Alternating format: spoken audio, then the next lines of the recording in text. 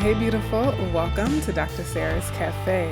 This is your weekly refill where we take the time to savor the flavor of the week, which is a unique specialty blend of astrology, tarot, oracle cards, some poetry, and a little bit of creative intuition as well. This week I'm really excited to geek out about the flavor of the week. So if you have an open mind, if your curiosity is juiced up and ready to go, let's dive right in. The flavor of the week is deep and wide. And I'm going to link to a video on Jupiter retrograde where I talk, well, two videos actually, one on my channel and one on another channel, where I talk about the contrast between Gemini energy and Sagittarius energy and how Gemini energy is really microscopic and looks at the local level, whereas Sagittarius energy is more broad, vast, and foreign, distant places, distant lands, instead of the Geminian local location. However, this week we have also another dichotomy. The thing about Gemini and Sagittarius is that they're across the sky from each other. So the opposites, the spectrum, the dichotomy, the duality, if you will, is more apparent in that way, as well as Jupiter ruling Sagittarius and Mercury ruling Gemini. And they're in an opposition this week. However, we also have two other energies that speak to a contrast or duality. And so while Gemini energy might be local, and small scale, micro scale, and Sagittarius is broad and wide and vast, Scorpio energy is particularly deep. Okay, so we'll look at the duality of going small versus going big, going deep versus going wide. And it all starts, as you can tell, with the astrology. The astrology of this week, we have some important dates. On the 18th, we have Mercury in Sagittarius, opposing Jupiter and Gemini. Again, that Jupiter retrograde video, I talk about this mutual reception, which I just am geeking out about. I just eat this stuff up, okay? And then on the 18th, that same day, we have the Sun in Scorpio trining Neptune in Pisces. And then on the 19th, we have Pluto entering into Aquarius. I've done a full video on that as well. Ooh, this is such a juicy week. I'm just so geeked. And then November 21st, we have the Sun entering Sagittarius, and immediately the same day that the Sun enters Sagittarius, it makes a sextile to Pluto, freshly stepping into Aquarius. Okay? Fantastic week. Magical week. And I've talked about Mercury Sagittarius opposing Jupiter and Gemini at length in other videos, okay? So just know that that's part of the small versus big, deep versus wide duality that I'm talking about in this conversation. But I want to skip ahead to that same day, the same day, okay, that we have this opposition, this first opposition between Mercury and Jupiter in Sagittarius and Gemini.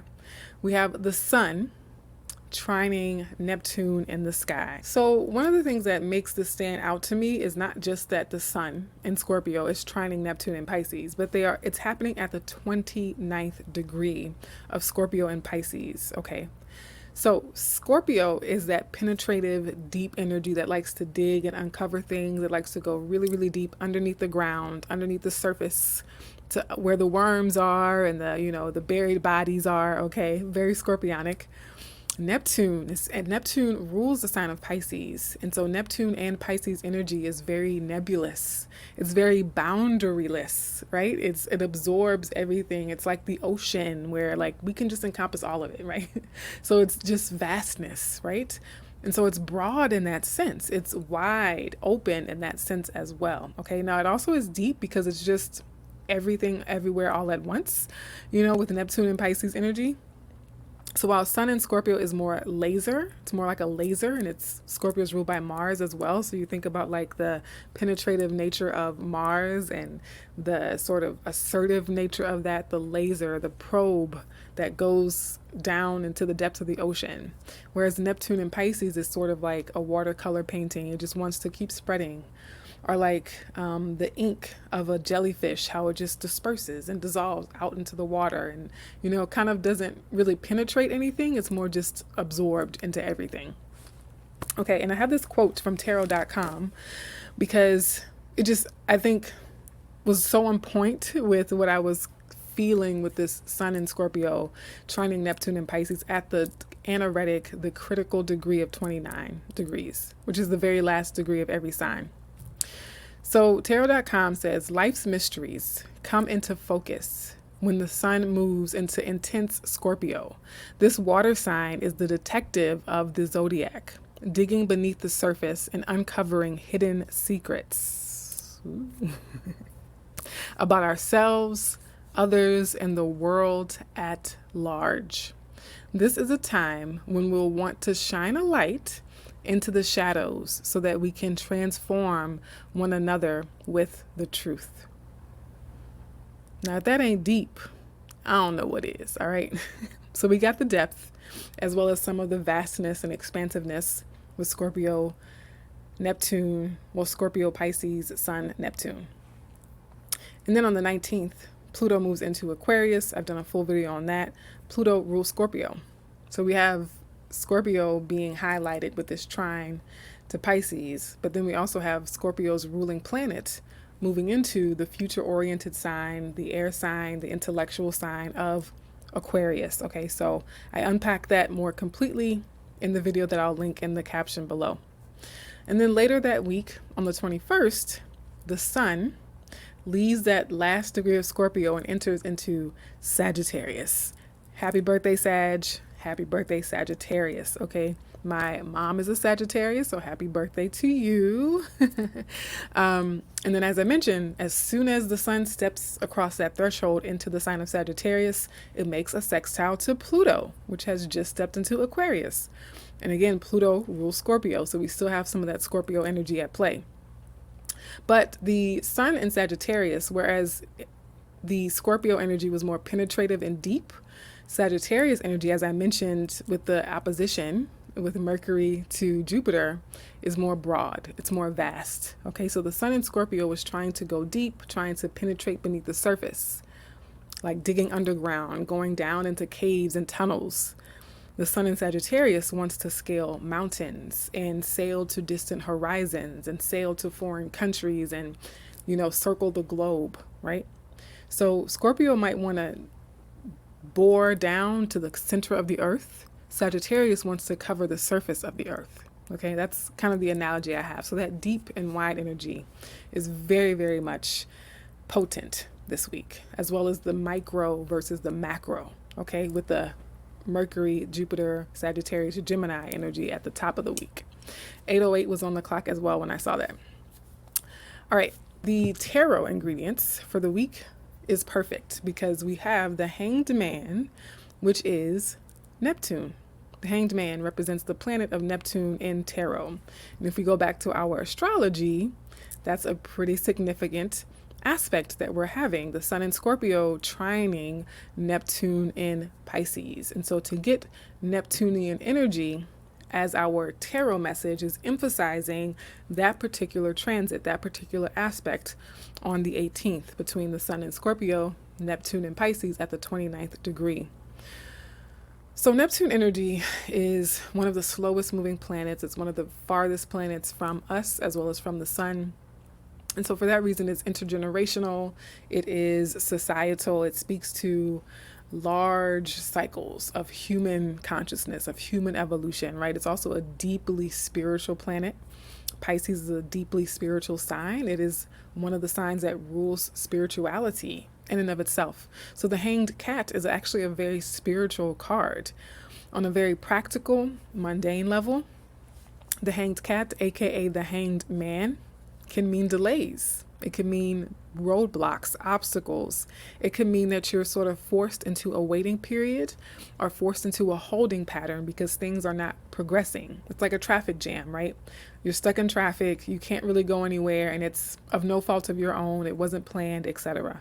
So that's like a more mundane, everyday, practical manifestation. Exactly 10 minutes on the clock when I say that. But in connection with this flavor of the week, with the expansion and the contraction of consciousness, right? The telescoping out and the microscoping in, whether it be Jupiter in Gemini, Mercury in Sagittarius, the sun in Scorpio, the sun in Sagittarius, Neptune in Pisces. All of these energies are speaking to the vast spectrum of perspective the lenses that really zoom in versus the lenses that help us to zoom out and see far, far away, far, far ahead. So it could be, right, because it's here, it could be that there's a delay or a pause, but what I really get is the opportunity to explore what exists in the in-between moments, right? In those liminal spaces where you are waiting, you are in a holding pattern.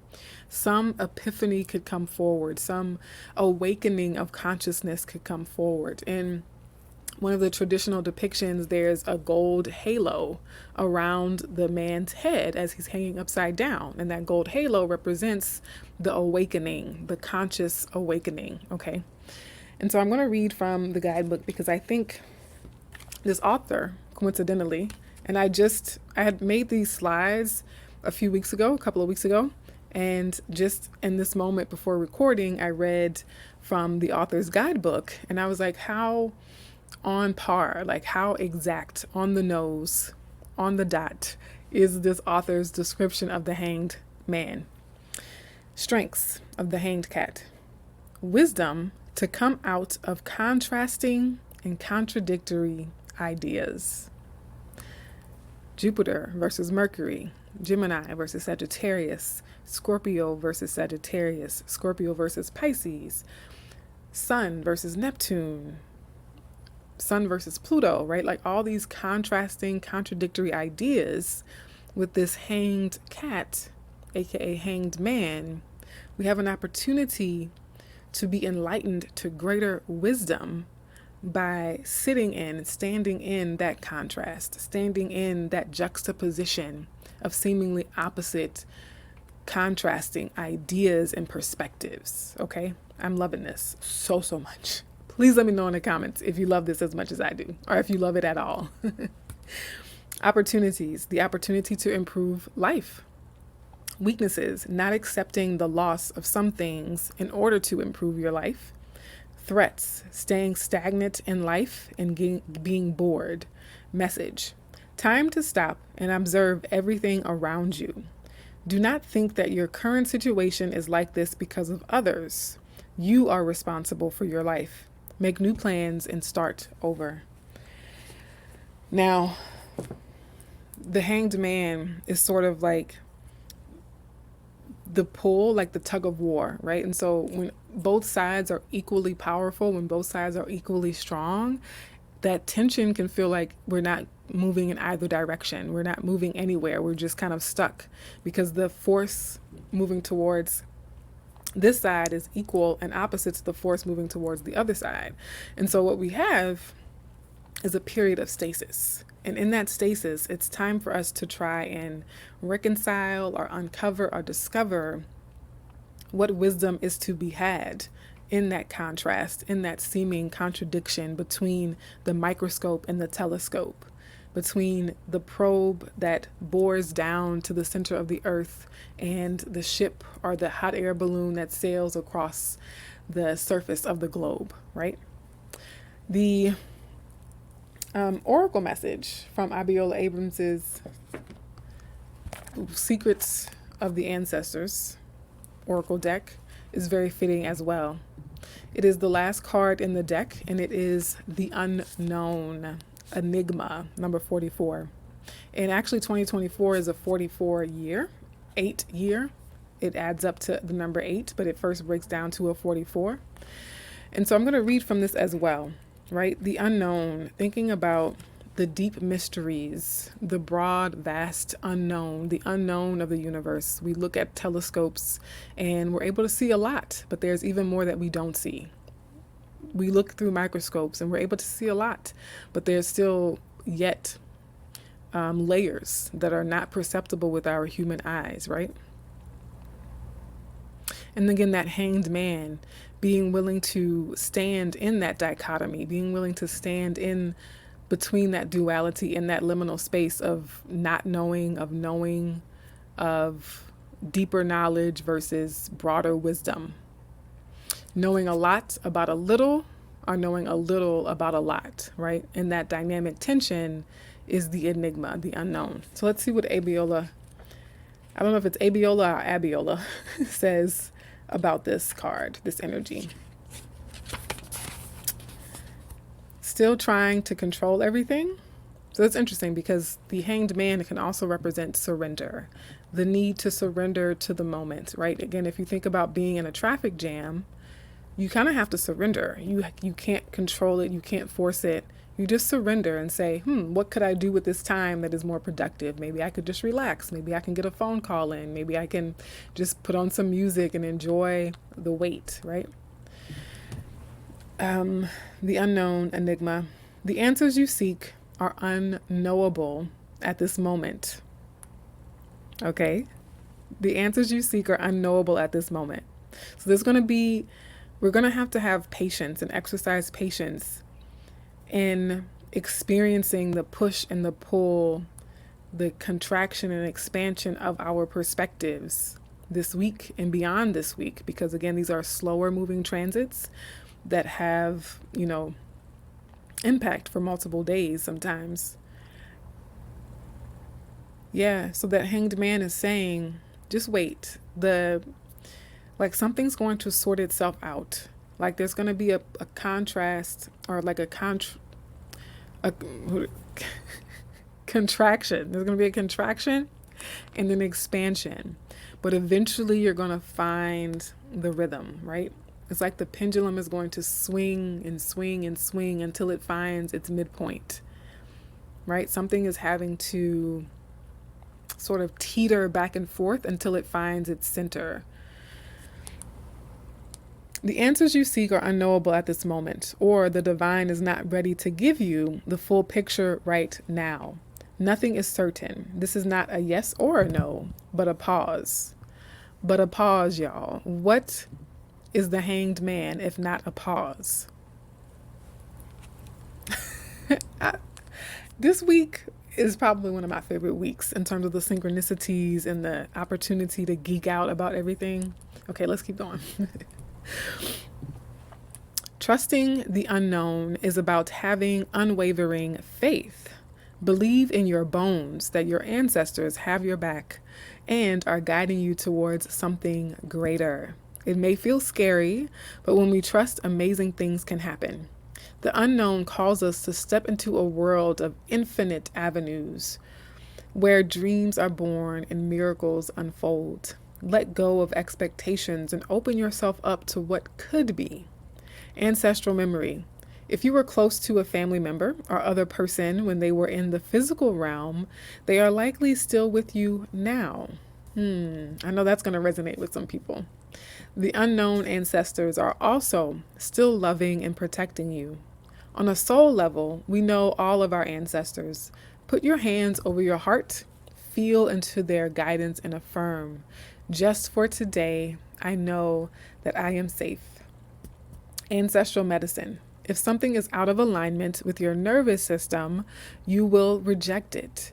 This includes all of your intentions, goals, dreams, and plans. It is imperative to become comfortable with being uncomfortable so that you can continue to take risks to grow, evolve, and expand.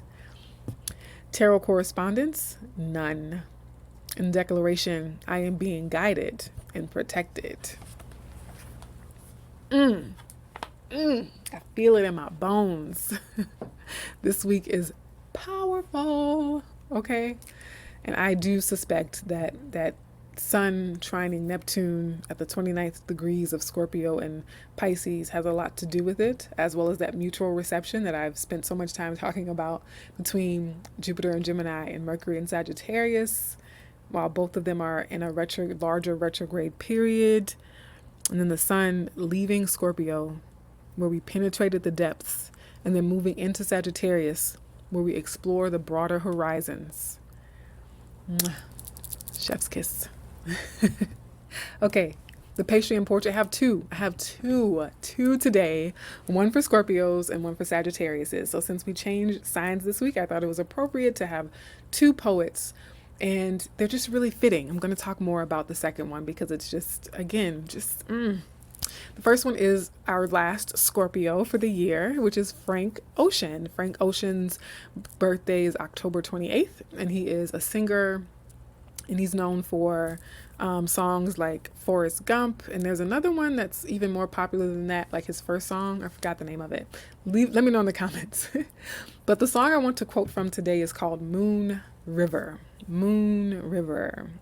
And listen to the song, because me reading the lyrics won't do it justice, and I can't play enough of it without copyright claims. So just look it up. I'll link to that in the description as well, because the vibe, the tone, the melody, the tempo, all of it for me is feeling like really scorpionic, Neptunian, just deep and wide.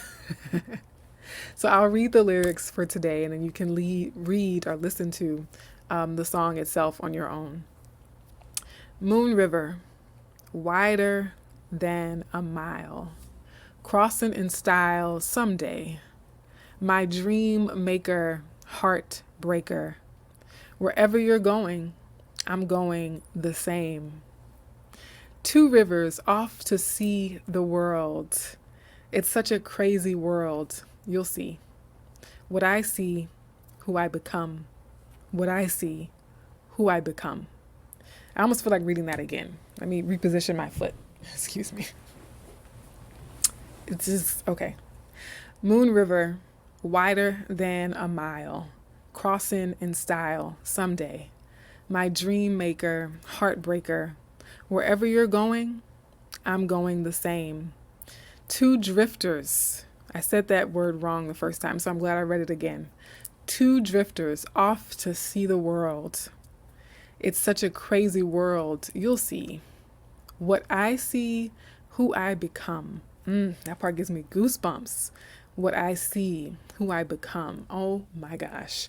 One of the reasons why I love these lyrics for this week in this flavor of the week, is that mutual reception in Gemini. What I've been saying about it is that I get to see the world through your eyes, and you get to see the world through my eyes. So when he says, you'll see what I see, that's that mutual reception energy, where Jupiter's in Mercury's home and Mercury is in Jupiter's home. So we get to see the world. It's like walking a mile in someone else's shoes. That's what the planets are doing this week.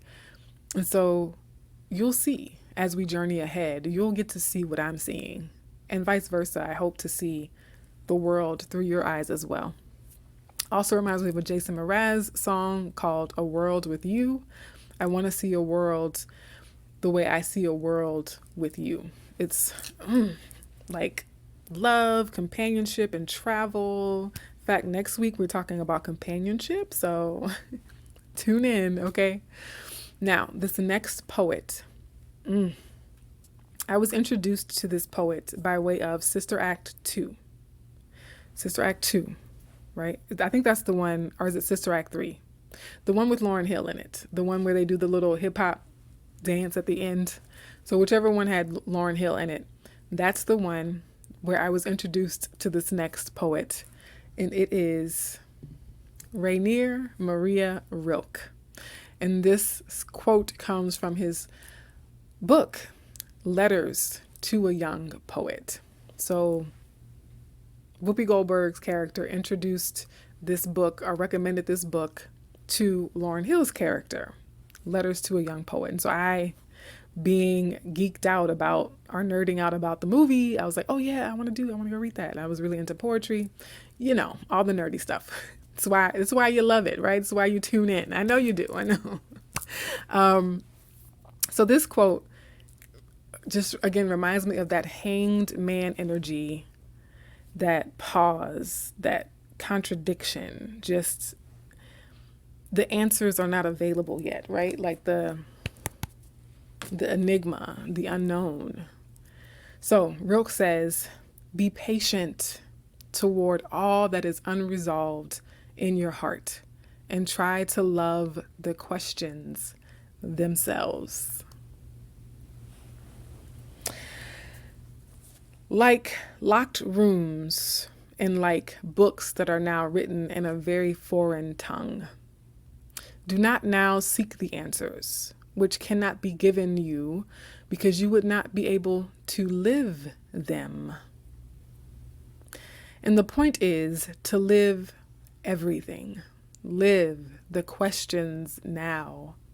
Perhaps you will then gradually, without noticing it, live along some distant day into the answer.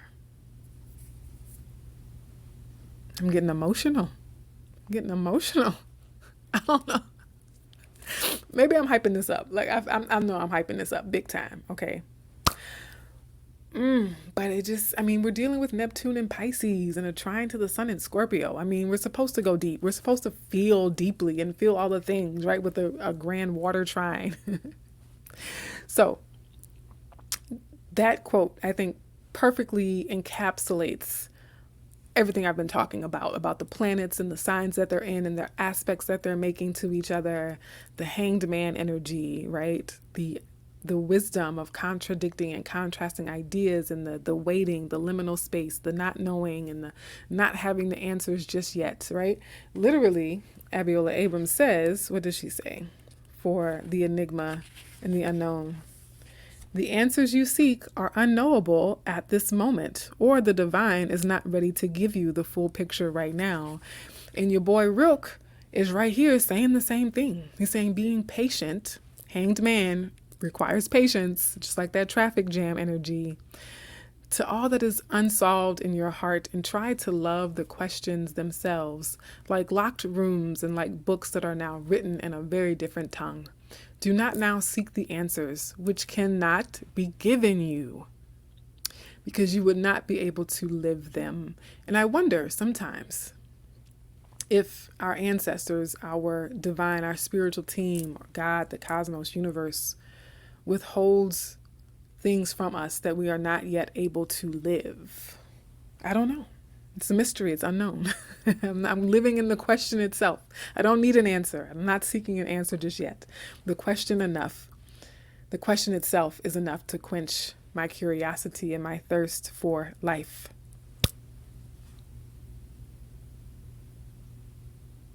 All right. The takeaway, the to-go. What questions are worth exploring now? What questions are worth exploring now, my dears? I hope that this has helped you to refill your spiritual cup, and I hope to see you in the next video. Take care. Hey, it's not the same.